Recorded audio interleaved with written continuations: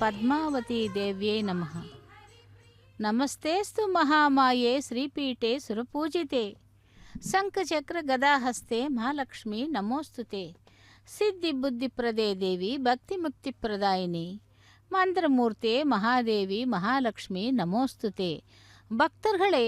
திருச்சானூர் பத்மாவதி தாயாருடைய திருக்கல்யாண மகோத்சவத்தை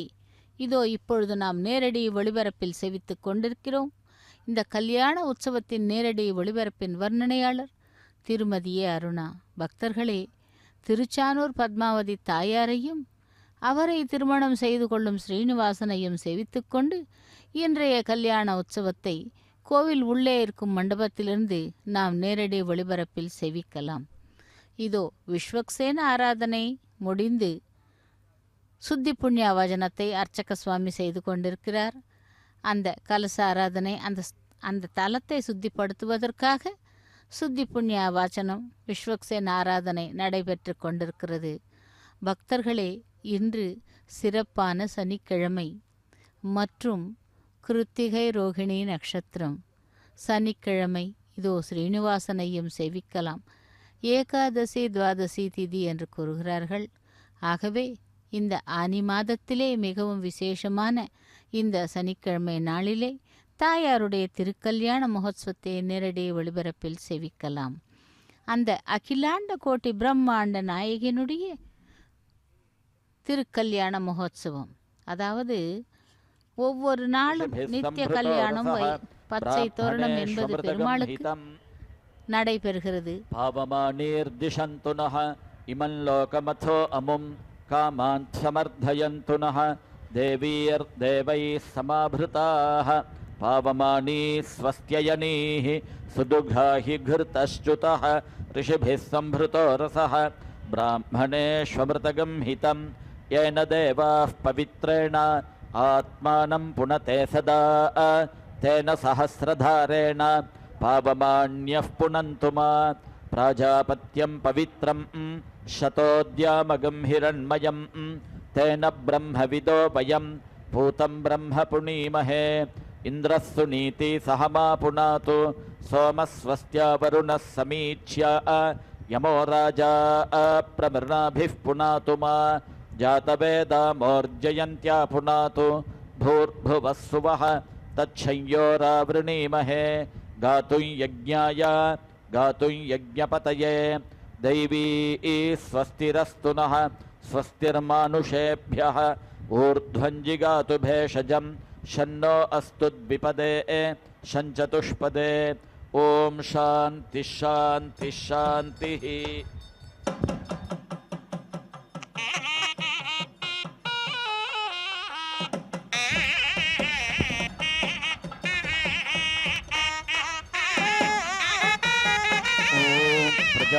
प्रजापतेर्जायमानाः प्रजापतिरकामयत प्रजासृजेयेति सतपोतप्यत स सर्पानसृजत सोकामयत प्रजासृजेयेति सद्वितीयमतप्यत स वयागुस्य सृजत सोकामयत प्रजासृजेयेति स तृतीयमतप्यत स एतन्दीक्षितवादमपश्यत्तमवदत्ततो वै स प्रजा असृजत यत्तपस्तप्त्वादि ईक्षितवादं वदति प्रजा एव तद्यजमानः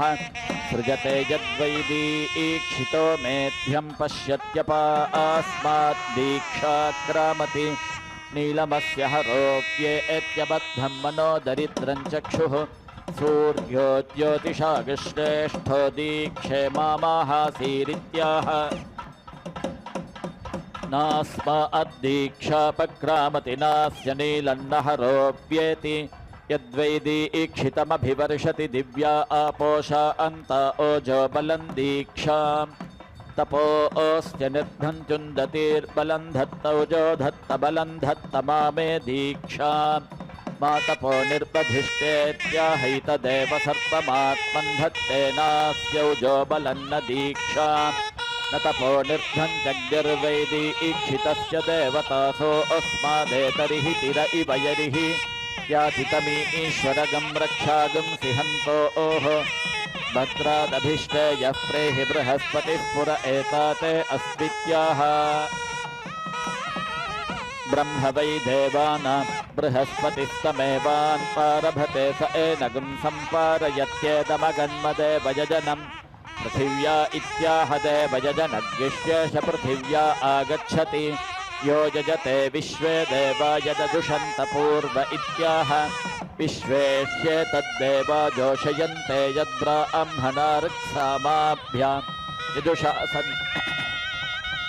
यजुषा सन्तरन्त इत्याहर्क्सामाभ्यागिष्येष यजुषा सन्तरति यो यजते राजस्पोषेण समिषामदेमेत्याह शिशमेवैतामाशा आस्ते एष ते गायत्रो भाग इति मे सोमाय ब्रूता देशते प्रैष्टुभो जागतो भाग इति मे सोमाय ब्रूता छन्दोमानागं साम्राज्यं गच्छेति मे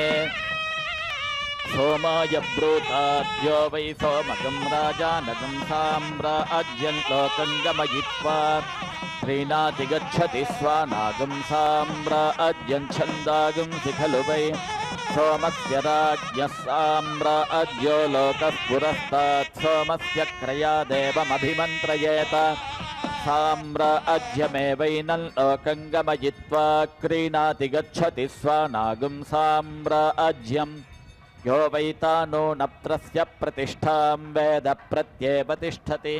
ब्रह्मवादिनो वदन्ति न प्राश्न्यन्ति न जुह्वत्यथ क्वतानो नप्रं प्रतितिष्ठतीति प्रजापतौ मनसीति ब्रूजात्रिरवजिघ्रेत् प्रजापतौ त्वा मनसि जुहोमीत्येषा वैतानो नप्रस्य प्रतिष्ठाय एवं वेद प्रत्येव तिष्ठति यो वा अध्वर्योः प्रतिष्ठां वेद प्रत्येव तिष्ठति यतो मन्येतानभिक्रम्य होष्यामीति तत्तिष्ठन्नाश्रावयेत् एषा वा अध्वर्योः प्रतिष्ठाय एवं वेद प्रत्येव तिष्ठति यदभिक्रम्य जुहुयात् प्रतिष्ठाया इयात् तस्मात् समानत्र तिष्ठता होतव्यं प्रतिष्ठित्ययो वा अध्वर्यो स्वं वेद स्ववानेव भवति सृग्वा अस्य स्वं वायव्यमस्य स्वं चमसो अस्य स्वं यद्वायव्यं वाचमसम् आनन्वारभ्याश्रावयेत् स्वादियात् तस्मादन्वारभ्याश्राव्यग्स्वादेव नैति यो वै सोममप्रतिष्ठाप्य स्तोत्रमुपाकरोति अप्रतिष्ठितः सोमो भवत्यप्रतिष्ठितस्तोमो प्रतिष्ठितान्युक्तान्यप्रतिष्ठितो यजमानः अप्रतिष्ठितोध्वर्युर्वायव्यं वै सोमस्य प्रतिष्ठा चमसोऽस्य प्रतिष्ठा सोमस्तोमस्य स्तोम उक्थाना ग्रहं वा गृहीत्वा चमसम्भोण्णीय स्तोत्रमुपाकुर्यात् प्रत्येव सोमग्स्थापयति प्रतिस्तोमं प्रत्युक्थानि प्रतियजमानस्तिष्ठति प्रत्यध्वर्युः यज्ञं वा एतत् संभरन्ति यत्सोमक्रयण्यै पदं यज्ञमुखगं हविर्धाने यरिहि हविर्धाने प्राची प्रवर्तयेयुस्तरिहि तेनाक्षमुपाञ्च्यात् यज्ञमुख एव यज्ञमनुसन्तनोति प्राञ्चमग्निं प्रहरन्त्युत्पत्तिमानयन्त्यन्वनागंसि प्रवर्तयन्ति अथवा अस्यैषधिष्णियो हीयते सोऽनुध्यायति स ईश्वरो रुद्रो भूत्वा प्रजां पशून् यजमानस्य शमयितोर्यरिहि पशुमा प्रीतमुदञ्छन्नयन्ति तर्हि तस्य पशुश्रपणगं हरेत् तेनैवैनं भागिनं करोति यजमानो वा आहवनीयो यजमानं वा एतद्विकर्षन्ते यदाहवनीयात् पशुश्रपणगं हरन्ति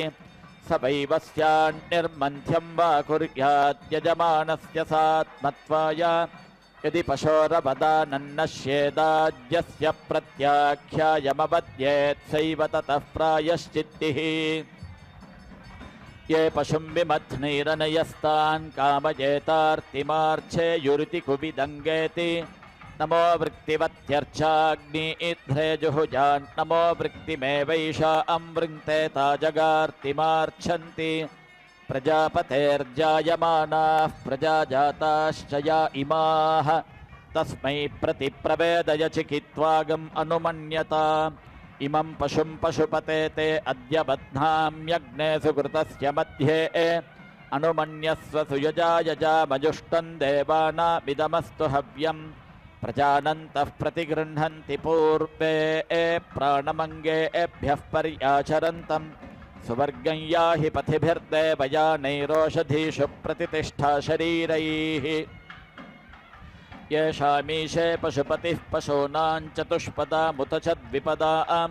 निष्क्रीतोऽयं यज्ञियं भागमेतुरायस्पोषा यजमानस्य सन्तु ये बध्यमानमनुबध्यमाना अभ्यैक्षन्तमनसा चक्षुषा च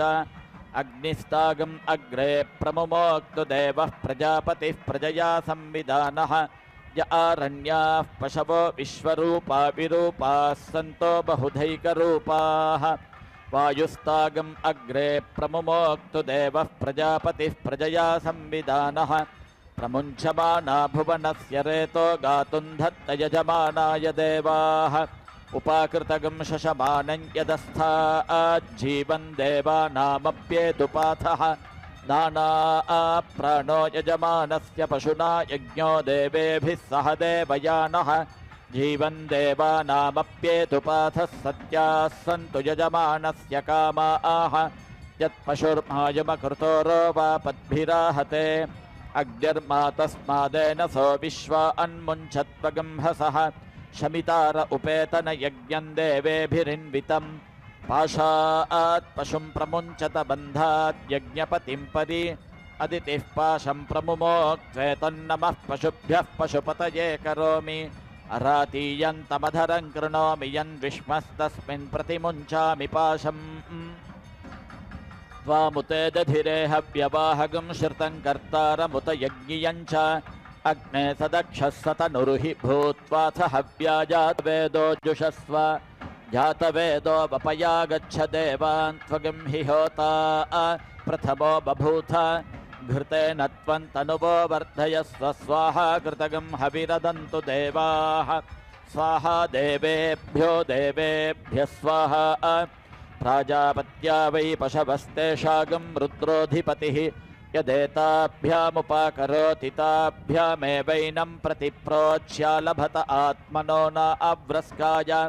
द्वाभ्यामुपाकरोति द्विपाद्यजमानः प्रतिष्ठित्या उपाकृत्य पञ्चजुहोति पाङ्क्ताः पशवः पशूनेवावरुन्धे मृत्यवे वा एष नीयते यत्पशुस्तं यदन्वारभेद प्रमायुको यजमानस्यान्नाना अप्राणो यजमानस्य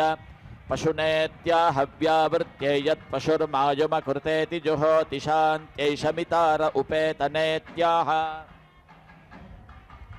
यथा यजुरेवैतद्वपायां वा आह्रियमाणायामग्नेर्मेधोपक्रामति त्वामुते दधिरे हव्यवाहमिति वपामभिजुहोत्यग्नेरेव मेधमवरुन्धेथो श्रुतत्वाय पुरस्तात् स्वाहाकारा वा अन्ये देवा उपरिष्टा पुरस्तात् स्वाहा कृतयो वा अन्ये देवा उपरिष्टात् स्वाहा कृतयोऽन्ये स्वाहा देवेभ्यः स्वाहेत्यभितो वपाञ्जुहोति तानेवो भयान् प्रीणाति यो वा अयथा देवतं यज्ञमुपचरत्या देवताभ्यो वृष्यते पापीयान् भवति यो यथा देवतं न देवताभ्य आवृष्यते वसीयान् भवति आग्नेय्यर्चाग्निध्रमभिमृशेत् वैष्णव्याः विर्धानमाग्नेय्या सृचो वायव्यया वायव्या अन्य इन्द्रिया सदो यथा देवतमेव यज्ञमुपचरति न देवताभ्य आवृष्यते वसीयान् भवति युनज्मिते पृथिवीं ज्योतिषा सह युनज्मि वायुमन्तरिक्षेण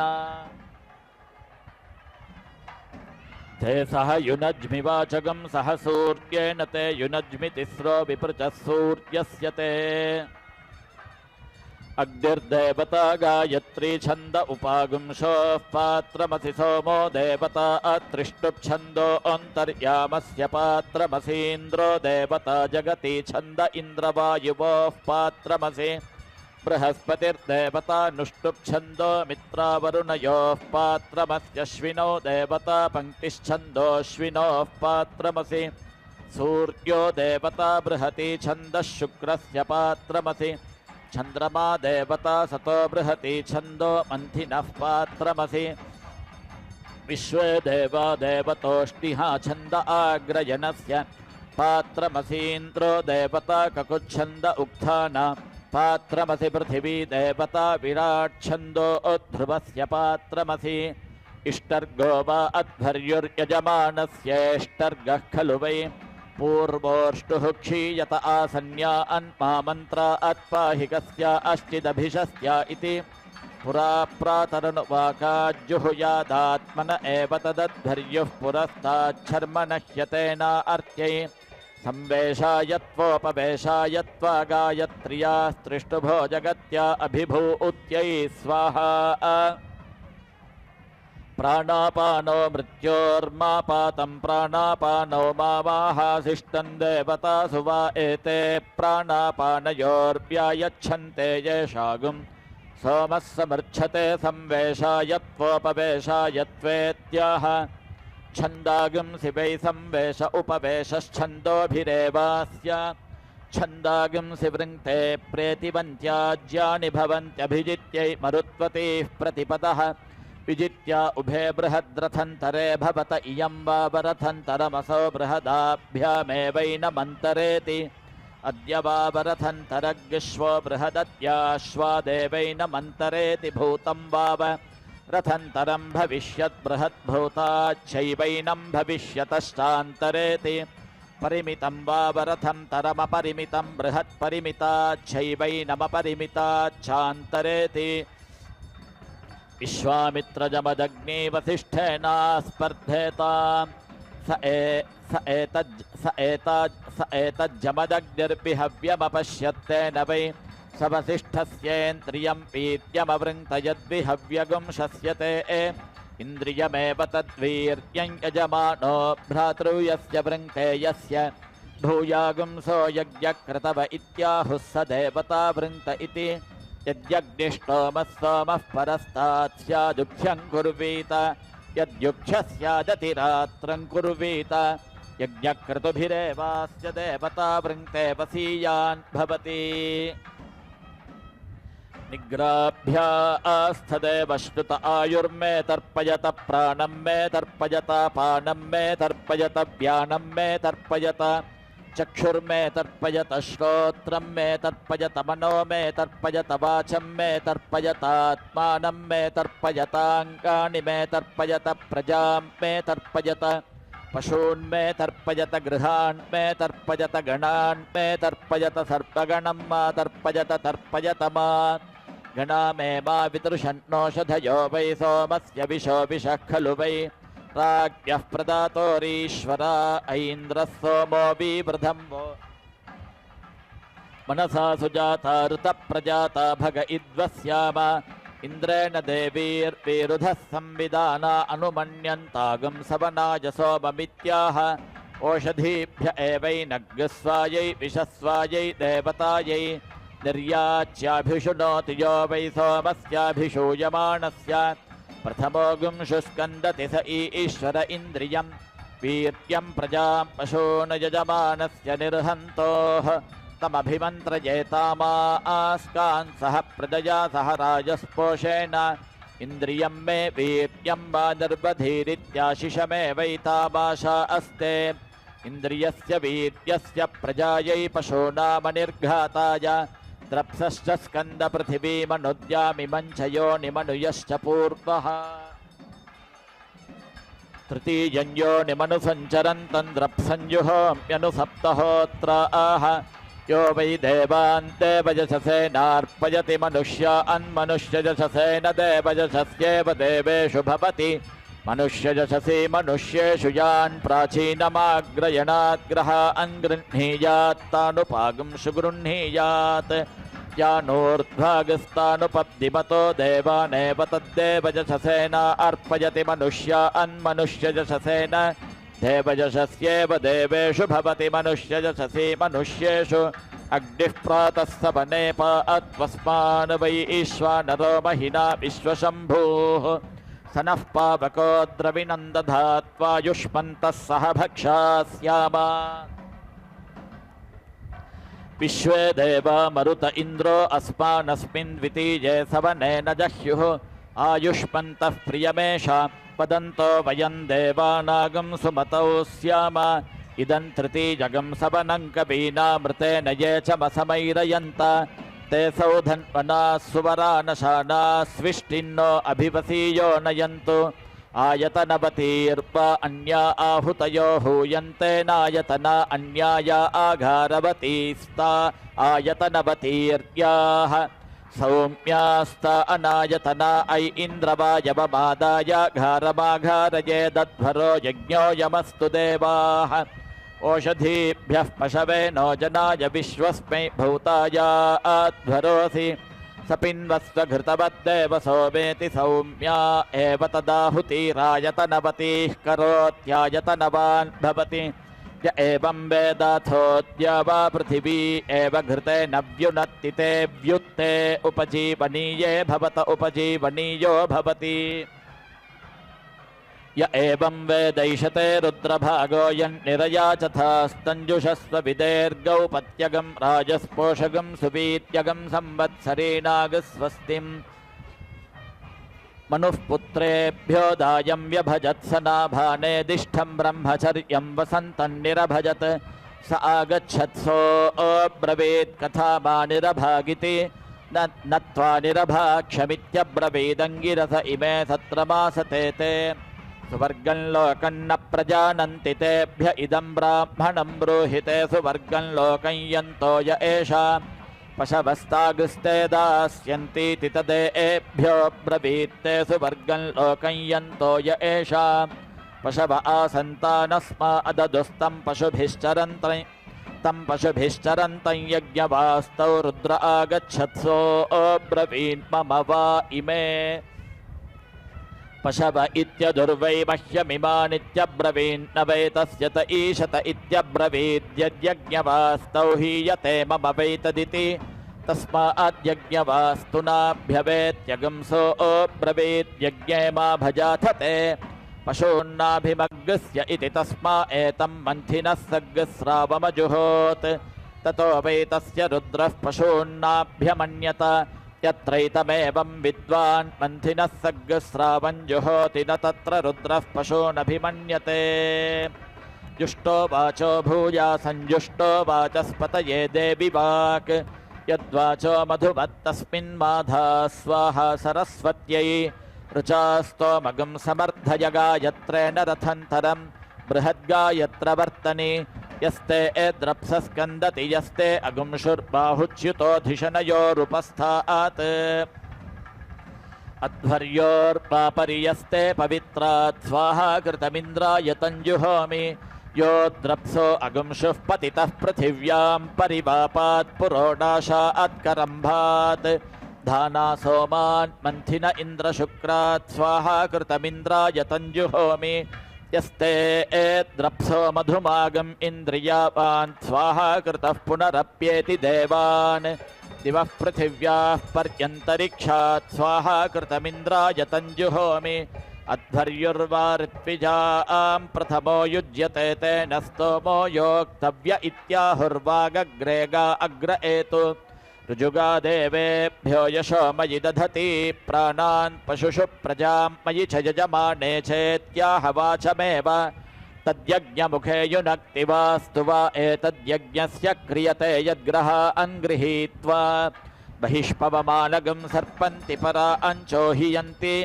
पराचीभिस्तुवते वैष्णव्यर्चा पुनरेत्योपतिष्ठते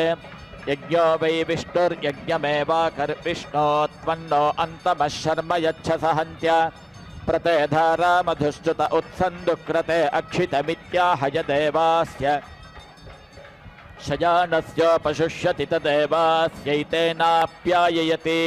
अग्निना रयिमश्न्यवत्पोषमेव दिवे दिवे यशसं वीरवत्तमं गोमागो अग्ने विमागम् अश्वे यज्ञो नृवत्सखा सदमिदप्रमर्ष्यः इडावागम् एषो असुरप्रजावा अन्दीर्घो रजिः पृथुबुद्धः सभावान् आप्यायस्वसन्ते इह त्वष्टारमग्रियं विश्वरूपमुपह्वये अस्माकमस्तु केवलः तन्नस्तुरीपमधपोषयित्नु देवत्वष्टर्पिरराणस्य स्व यतो वीरः कर्मण्यः सुदक्षो युक्तग्रावा जायते देवकामः शिवस्त्वष्टरिहागहि विभुः पोष उतत्मना यज्ञे यज्ञेन उदवा विशङ्गरूपः सुभरो वयोधा श्लुष्टिवीरो जायते देवकामः प्रजान् त्वष्टाविश्यतु नाभिमस्मे अथ देवानामप्येतु पाथः प्रणो देव्यानो दिवः पीपिवागं सगं सरस्वतस्तनय्यो विश्वदर्शतः धुक्षीमहि प्रजामिषम् एते सरस्व ऊर्मयो मधुमन्तो घृतश्रुतः तेषा अन्ते सुम्नमीमहे यस्य व्रतं पशवो यन्ति सर्पे यस्य व्रतमुपतिष्ठन्त आपः यस्य व्रते पुष्टिपतिर्निविष्टस्तगं सरस्वन्तमवसे हुवेम दिव्यगं सुपर्णं पयसं बृहन्तमपाङ्गर्भं वृषभमोषधीनाम् अभीपतो वृष्ट्या तर्पयन्तन्तगं सरस्वन्तमवसे हुवेम सिनीवालिपृथुष्टुके या देवानामसि स्वसा जुषस्व हव्यबाहुतं प्रजान् देवि दिदिढिनः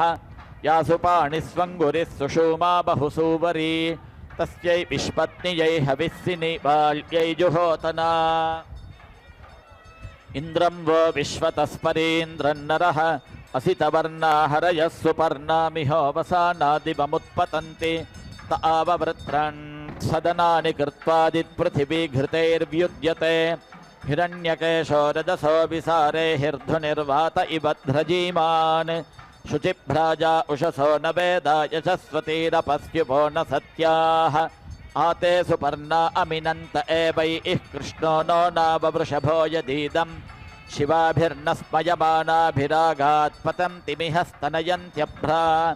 वाश्वेव विद्युन्मिमाति वत्सन्न मातासि शक्ति यदेषां वृष्टिरसर्जि पर्वतश्चिन्महि वृद्धो बिभाय दिवश्चित्सानुरेजतस्वनेवः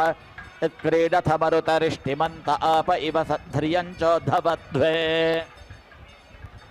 अभिक्रन्दस्तनयगर्भमाधा उदन्वता परिदीया रथेन प्रतिगं सुकर्षविषितन्यञ्चगं समाभवन्तोद्वतानि पादाः त्वन्त्याचिदच्युताग्ने पशुर्नयवसे धामा हयत्ते अजरवना वृश्चन्ति शिक्वसः अग्ने भूरीणि तव जातवेदो देवस्वधावो मृतस्य धामा याश्च माया मायिना विश्वमिन्वत्वे पूर्वे सन्दधुः पृष्ठबन्धो दिवो नो वृष्टिं मरुतोररीध्वं प्रपिन्वत वृष्णो अश्वस्य धाराः अर्वाङेतेन स्तनयित्नुने ह्यपो निषिञ्चन्नसुरः पितानः पिन्वन्त्यपो मरुतः सुदानवः पयो घृतवद्विदथे एष्वाभुवः अत्यन्नमिहे विनयन्ति वाजिनमुत्सन्दुहन्ति स्तनयन्तमक्षितम् उदप्रुतो मरुतस्तागम् इयर्तवृष्टिं ये विश्वे मरुतो जुनन्ति क्रोशातिगर्दा कन्येव तुन्नापेरुन्तुञ्जानापत्येव जाया घृतेन नद्या वा पृथिवी मधुना समुक्षतपयस्वती कृणुताप ओषधीः ऊर्जं च तत्र सुमतिं च पिन्वथ यत्रा नरो मरुतः सिञ्चथा मधु उदुत्यं चित्रम् और्वभृगुवच्छुचिमप्नवा नवदाहुवे अग्निगं समुद्रवाससम् आसवगं सवितुर्यथा भगस्येव भुजिगुं भुवे अग्निगं समुद्रवाससं भुवे वातस्वनं कविं पर्जन्यक्रन्द्यगं सहः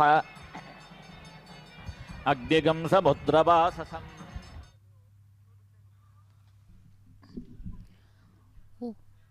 ஓம் ஸ்ரீ மகாலட்சுமி நமஹ. தாயாருடைய திருக்கல்யாண மகோத்சவத்திலே இதோ மகா சங்கல்பம் கன்னியாதானம் கைங்கரியங்களை செய்வதற்கு முன்பு அந்த எம்பெருமானுடைய திருவடிகளுக்கு சந்தனம் குங்குமம் இட்டு அதன் பிறகு மகா சங்கல்பம் கன்னியாதானம் செய்ய உள்ளார்கள். இதோ அந்த எம்பெருமானுடைய திருவடிகள் சட்டாரியில் வைத்து அதற்கு பூஜை செய்கிறார் அர்ச்சக சுவாமி. விசேஷமான இந்த திருக்கல்யாண மகோத்சவத்திலே நாம் இப்பொழுது சேவிக்க இருப்பது மகா சங்கல்பம் கன்னியாதானம் கைங்கரியங்கள்.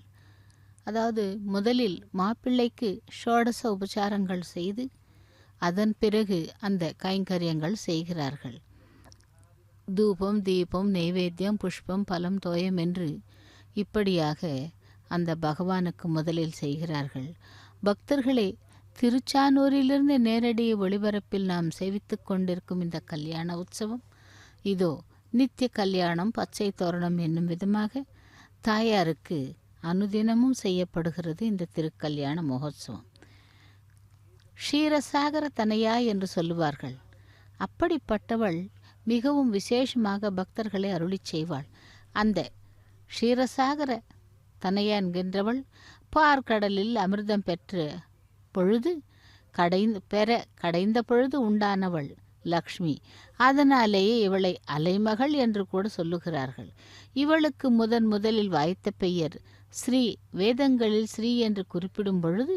அது லக்ஷ்மியை குறிப்பிடுவதாக இல்லை. அழகு, உரிமை இவைகளை குறிப்பிடவே ஸ்ரீ என்ற வேதங்களில் குறிப்பிடப்பட்டுள்ளது. ஆகவே தூய்மைக்கும் அலங்கரித்து கொள்வதும் சொல்வவள் என்று அர்த்தம். அப்படிப்பட்ட அந்த லக்ஷ்மி தேவி தாயார்தான் இதோ இங்கே திருச்சானூரிலே பத்மாவதி தாயாராக கொலுவீற்றிருக்கிறாள். ஸ்ரீ என்பது லக்ஷ்மியைத்தான் குறிக்கிறது என்பதை முதலில் குறிப்பிடப்பட்டது சதபத பிரமாணம் என்பது. அதாவது ஸ்ரீ சூக்தத்திலே லக்ஷ்மியை மலர்மகளாகவும் விஷ்ணு பிரிவில் பிரசவ வர்ணிக்கப்படுகிறது. தைத்திரிய உபனிஷத்திலும் சரி, தைத்திய சம்ஹிதையிலும் சரி, விஷ்ணு பத்னியான ஸ்ரீயின் வளமும் பால் சொரியும் ஆற்றல்களும் தெரிவிக்கப்பட்டுள்ளது. தைத்திரீக சம்ஹிதையில்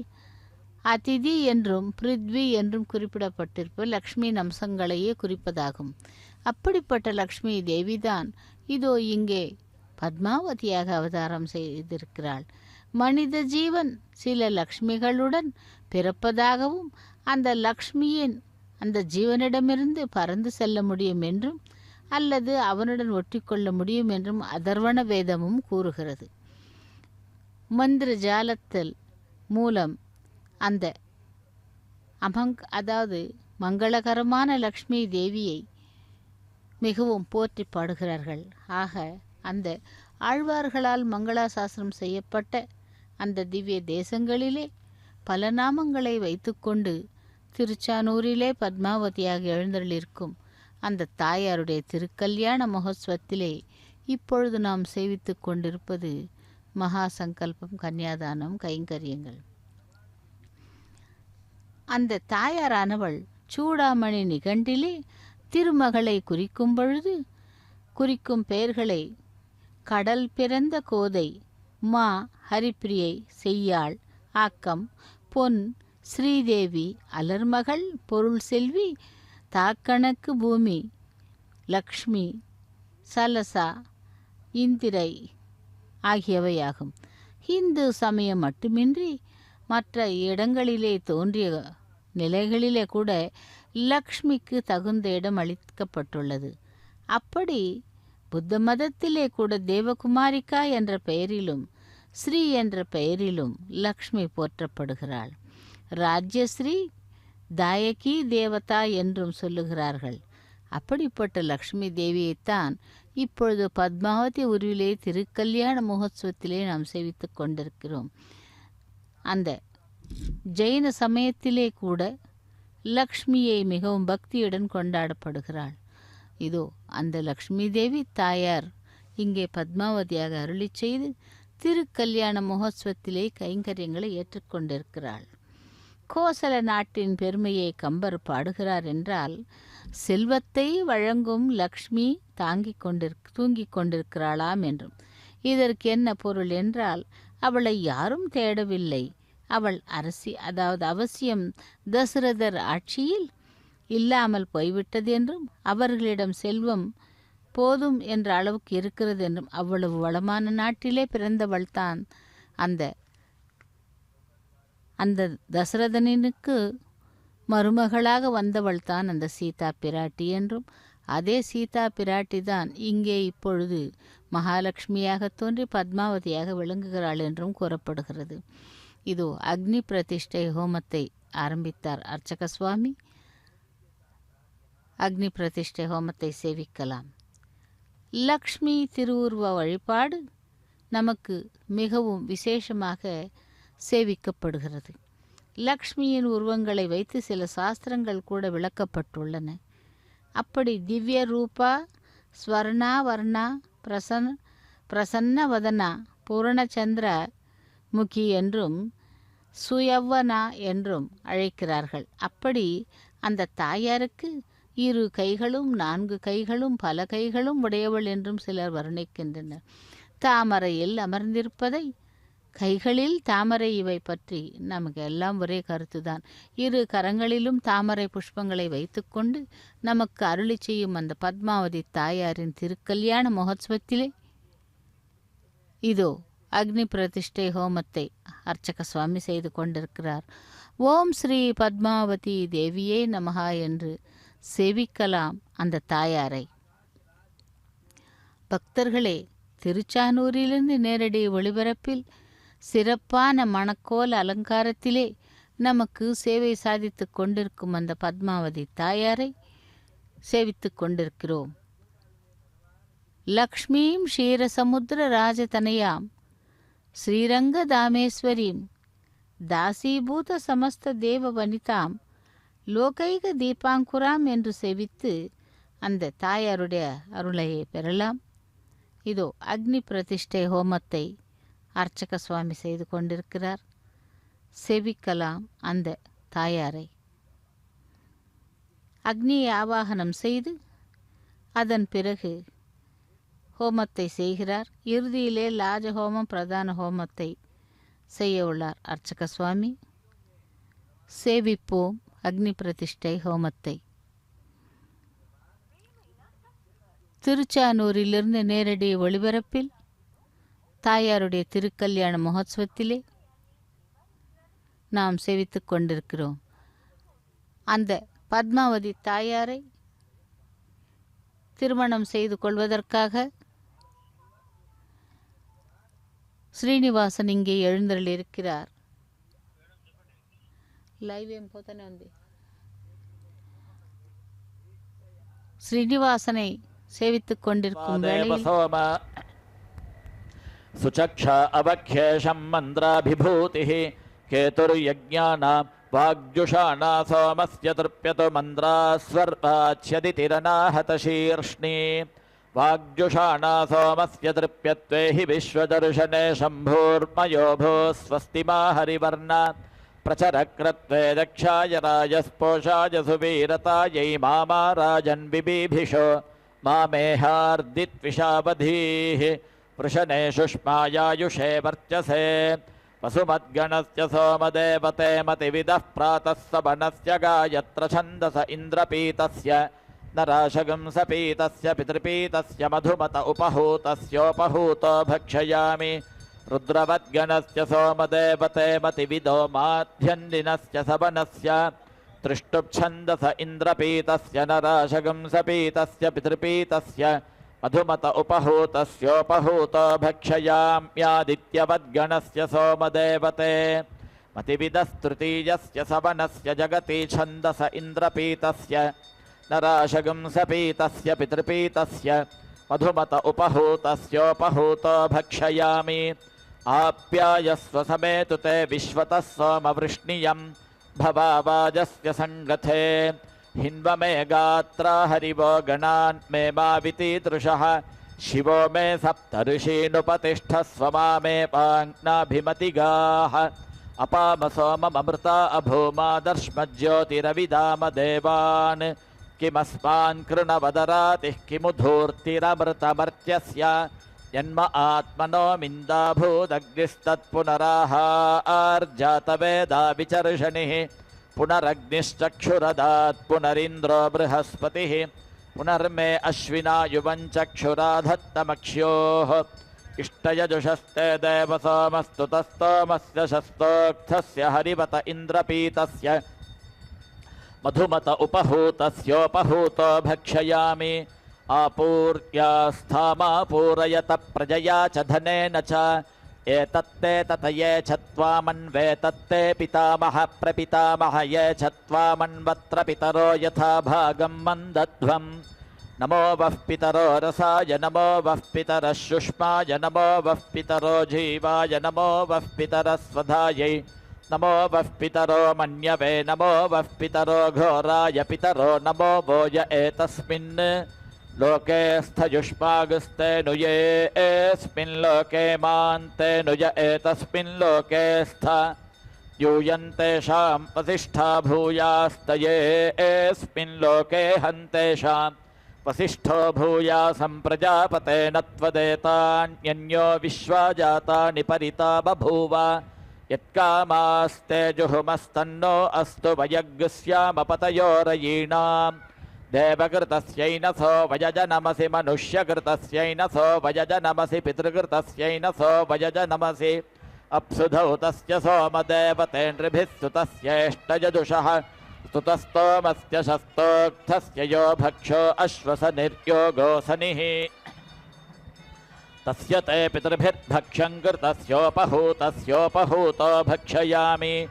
महीनां पयोसि विश्वेषां देवानां तनूर्हृध्यासमद्य पृषतीनां ग्रहं पृषतीनां ग्रहोऽसि विष्णोर्हृदयमस्येकमिष विष्णुस्त्वानुविचक्रमे भूतिर्दग्धा घृतेन वर्धतां तस्य मेष्टस्य वीतस्य द्रविणमागम्यात् ज्योतिरसि वैश्वानरं पृश्निये दुग्धं यावति द्यावा पृथिवी महित्वा यावच्च सप्तसिन्धवो वितस्थुः तावन्तमिन्द्रते ग्रहगं सहोर्जा गृह्णाम्यस्तृतं यत्कृष्णशकुनः पृषदाद्यमवमृषेत् शूद्रा अस्य प्रमायुका स्युर्यच्छ्वावमृषेत् चतुष्पादस्य पशवः प्रमायुका स्युर्यत्स्कन्देत् यजमानः प्रमायुकः स्यात् पशवो वै पृषदाज्यं पशवो वा एतस्य स्कन्दन्ति यस्य पृषदाज्यग्स्कन्दति यत्पृषदाज्यं पुनर्गृह्णाति पशूनेवास्मै पुनर्गृह्णाति प्राणो वै पृषदाज्यं प्राणो वा एतस्य स्कन्दति यत्पृषदाज्यं पुनर्गृह्णाति प्राणमेवास्मै पुनर्गृह्णाति हिरण्यमवधाय गृह्णाति अमृतं वै हिरण्यं प्राणः पृषदाज्यममृतमेवास्य प्राणे दधाति शतमानं भवति शतायुः पुरुषः शतेन्द्रियः एतस्य स्कन्दति यस्य पृषदाज्यग्स्कन्दति यत्पृषदाज्यं पुनर्गृह्णाति प्राणमेवास्मै पुनर्गृह्णाति हिरण्यमवधाय गृह्णाति अमृतं वै हिरण्यं प्राणः पृषदाज्यममृतमेवास्य प्राणे दधाति शतमानं भवति शतायुः पुरुषः शतेन्द्रिय आयुष्येवेन्द्रिये प्रतितिष्ठति अश्वमवघ्रापयति प्राजापत्यो वा अश्वः प्राजापत्यः प्राणः स्वादेवास्मै योनेः प्राणन्निर्मिमीते विवा एतस्य यज्ञश्छिद्यते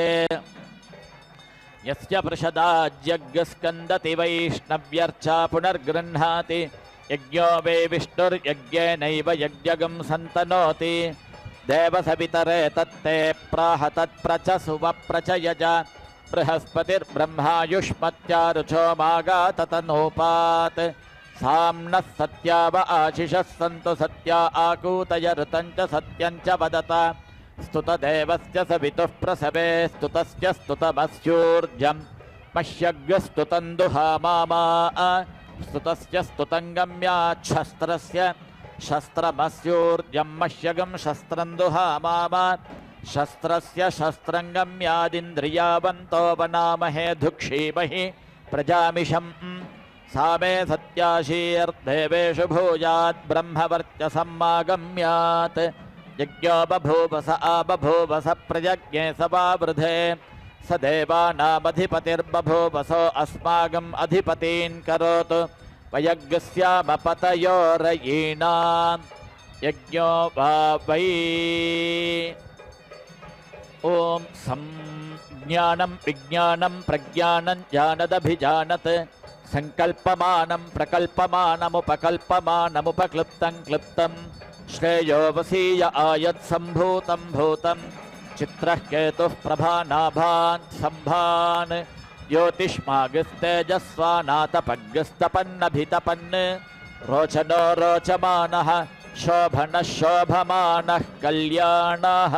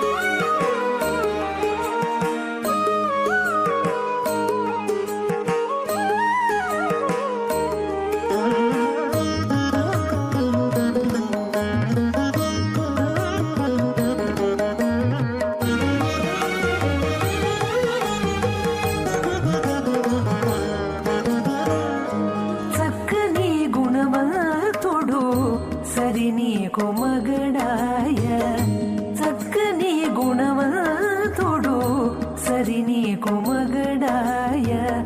ఎక్కువైన నీ భాగ్యమేమని చెప్పుదమే చక్కని గుణవంతుడు సరి నీకు మగడాయ ఎక్కువైన నీ భాగ్యమేమని చెప్పుదమే చక్కని గుణవంతుడు సరి నీకు మగడాయ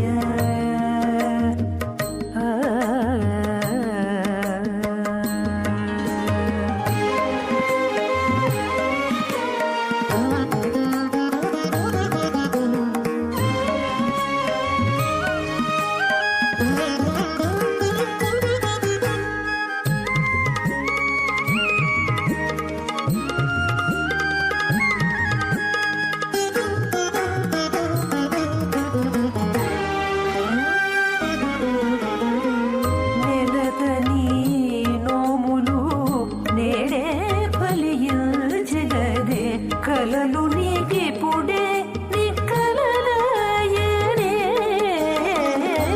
నెలతని నోములు నేడే ఫలించగదే కలలు నీకిపుడే నిక్కలలాయనే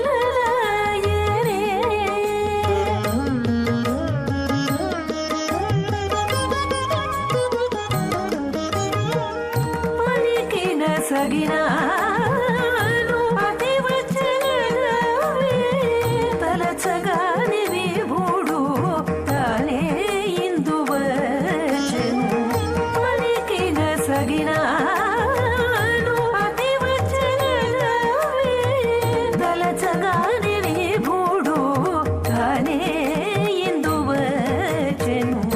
చక్కని గుణవంతుడు సరి నీకు మగడాయ ఎక్కువైన నీ భాగ్యమేమని చెప్పుదమే చక్కని గుణవంతుడు సరి నీకు మగడాయ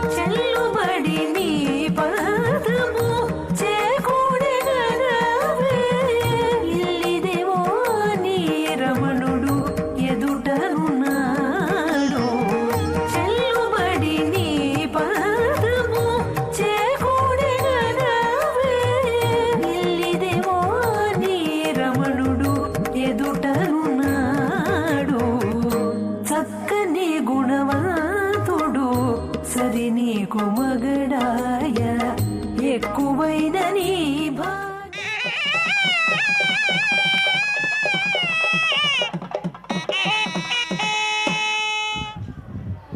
ఓం యాదే దే యాదే ధామాని ధామాని దే యాదే ధామాని తే ధామాని ధామాని దే ధామాని పరమాని పరమాని ధామాని దే ధామాని పరమాని ధామాని పరమాని పరమాని ధామాని ధామాని పరమాని యాయా పరమాని ధామాని ధామాని పరమాని యా పరమాని యాయా పరమాని పరమాని యా వమా వమాయా పరమాని పరమాని యా వమా యా వమా వమాయా యా వమాయా యా వమాయా యా వమాయా वमायाय वमा वमाया मध्यमा मध्यमाय वमा वमा या मध्यमा मध्यमाया मध्यमा विश्वकर्मन् विश्वकर्मन् मध्यमाया मध्यमा विश्वकर्मन् मध्यमा विश्वकर्मन् विश्वकर्मन् मध्यमा मध्यमा विश्वकर्मन्नुतोत विश्वकर्मन् मध्यमा मध्यमा विश्वकर्मन्नुत विश्वकर्मन्नुतोत विश्वकर्मन् विश्वकर्मन्नुते मे मोत विश्वकर्मन् विश्वकर्मन्नुते मा विश्वकर्मन्निति विश्वकर्मन् उते मे मोतोते मा इमे ते मां सख्यासखेभ्यः सखेभ्यः सख्यासख्यासखेभ्यो हविषि हविषि सखेभ्यः सख्यासख्यासखेभ्यो हविषि सखेभ्यो हविषि हविषि सखेभ्यः सखेभ्यो हविषि स्वधाव स्वधाव हविषि सखेभ्यः सखेभ्यो हविषि स्वधावः सखेभ्य इति सखेभ्यः हविष स्वधाव स्वधावो हविषि हविष स्वधाव स्वयज्ञ स्वयज्ञ स्वधावो हविषि हविष स्वधाव स्वयं स्वधाव स्वयज्ञ स्वधाव स्वधाव स्वयं यजस्व ॐ पूर्णाहुतिमुत्तमां जुहोति सर्वं वै पूर्णाहुतिः सर्वमेवाप्नोति अथो इयं वै पूर्णाहुतिः अस्यामेव प्रतिष्ठति ॐ नारायणाय विद्महे वासुदेवाय धीमहि तन्नो विष्णुः प्रचोदयात् स्वाहा ॐ महादेव्यै च विद्महे विष्णुपत्न्यै च धीमहि तन्नो लक्ष्मी प्रचोदयात् स्वाहा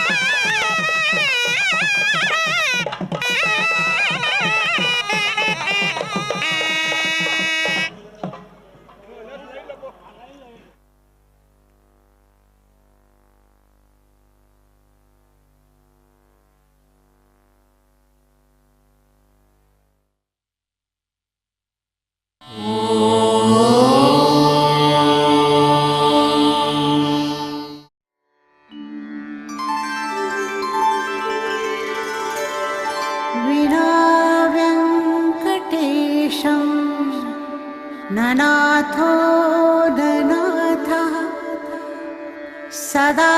वेङ्कटेशं स्मरामि स्मरामि। हरे वेङ्कटेश प्रसीद प्रसीद। प्रियं वेङ्कटेश प्रयच्छ प्रयच्छ।